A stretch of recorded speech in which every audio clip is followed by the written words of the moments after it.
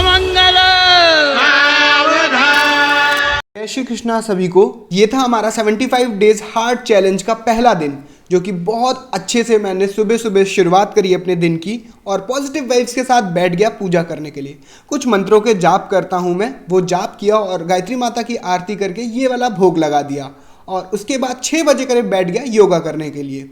और कुछ बेसिक जो योगा जो मेरे बाबा ने मुझे बचपन में सिखाए थे, जब मैं 250 ग्राम का था, तो बाबा ने जो योगा सिखाए थे वो सारे योगा मैंने यहाँ पे परफॉर्म करे और अपनी बॉडी को थोड़ा सा स्ट्रेचअप किया, जिससे कि मेरी बॉडी थोड़ा सा फ्लो में आ जाए और अच्छे से मैं योगा का मतलब बिगनिंग स्टार्ट कर पाऊँ।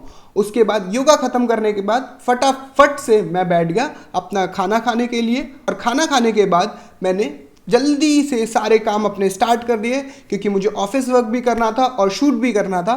तो ये सारा एक एक करके मैंने अपना फिनिश किया और चला गया 6 बजे करीब जिम करने के लिए। कुछ बेसिक एक्सरसाइज थी जो कि मैंने कॉलेज टाइम से बहुत टाइम से ट्राई नहीं करी थी और बहुत टाइम से मैंने करी नहीं थी, तो मैंने स्टार्टिंग में मिक्स मारना शुरू किया है। तो अभी मैं मिक्स की एक्सरसाइजेस कर रहा हूँ और ये सुनकर बिल्कुल जाइएगा, क्योंकि ये गीता का ज्ञान मिस मत करिएगा। आज हमने गीता में पहला अध्याय पढ़ा जिसमें अर्जुन विषाद योग था। तो इसमें यहाँ शुरुआत होती है धृतराष्ट्र के सवालों से। वो एक्चुअली में जानना चाहते हैं युद्ध की भूमि जो कुरुक्षेत्र है उसमें एक्चुअली में हो क्या रहा है, उनका पुत्र दुर्योधन और उनकी सेना क्या कर रही है और साथ में पांडु के जो पुत्र हैं वो क्या कर रहे हैं। उसके बाद जो दोनों सेनाओं के जो युद्ध में बहुत बड़े बड़े लोग थे उनका वर्णन आता है। उसके बाद आता है अर्जुन विषाद योग, मतलब कि उनका दुख क्या था, उनके धर्म संकट क्या थे, उनके जो प्रॉब्लम्स थी उनके बारे में डिस्कस किया जाएगा इसमें। फिर तो यहाँ से शुरू होता है अर्जुन विषाद योग। धृतराष्ट्र उवाच धर्म क्षेत्रे कुरुक्षेत्रे संवेता युयुत्सवा अमका पांडवाश्चैव किम कुरुवत संजय। यहाँ पे संजय का मतलब होता है हे संजय, और धर्म क्षेत्र का मतलब होता है धर्म की भूमि, और कुरुक्षेत्र का मतलब होता है कुरुक्षेत्र में। संवेता का यहाँ पे मतलब था कि इकट्ठा जो हुए हैं वो लोग। युयुत्सवा सभा का मतलब था कि जो लोग युद्ध के लिए इच्छुक हैं, जो लोग पार्टिसिपेट कर रहे हैं इस युद्ध में। और मामका मतलब मेरे, च मतलब और, पांडवा मतलब पांडु के पुत्र, एवा मतलब भी, और किम का मतलब होता है क्या, और अकुर्वत का मतलब होता है किया।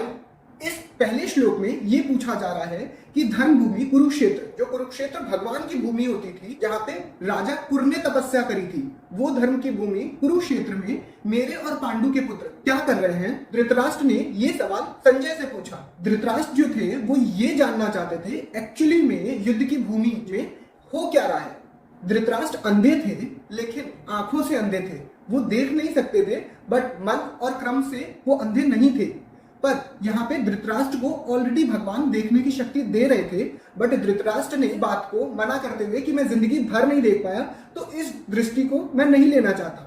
और इन्होंने भगवान से ये प्रार्थना करी, ये पूरे युद्ध का हाल चाल मैं सुनना चाहता हूँ।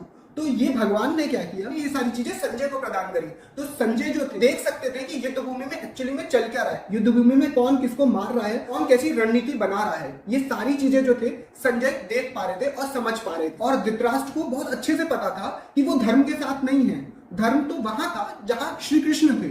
मतलब धृतराष्ट्र ने नेपोटिज्म मतलब अपने परिवारवाद को, मतलब भाई भतीजावाद को सपोर्ट करते हुए धर्म को इग्नोर कर दिया पूरी तरीके से। लेकिन वो बहुत अच्छी तरीके से जानते थे कि इस युद्ध को जीतना आसान बिल्कुल भी नहीं होगा, क्योंकि वो धर्म के साथ नहीं है। और रियलिटी में हम भी कुछ अपने लाइफ में गलत करते हैं, तो हमें पता होता है कि हम ये गलत कर रहे हैं उस चीज को, और हम इस बात को बहुत अच्छी तरीके से समझते हैं कि जो हम कर रहे हैं शायद उसका जो रिजल्ट आने वाला है वो शायद अच्छा ना आए। और यही सेम केस जो था धृतराष्ट्र के साथ में भी हुआ था। वो पूरे टाइम अपने डर में और अपनी आशंकाओं में, अपनी सारी मैसी सिचुएशन में खोए हुए थे।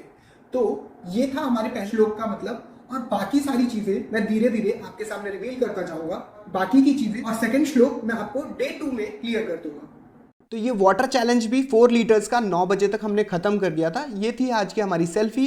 तो सारे टास्क पूरे हो चुके हैं, तो मिलते हैं नेक्स्ट डे पे, डे 2 में। स्टे हेल्दी फिजिकली और मेंटली भी।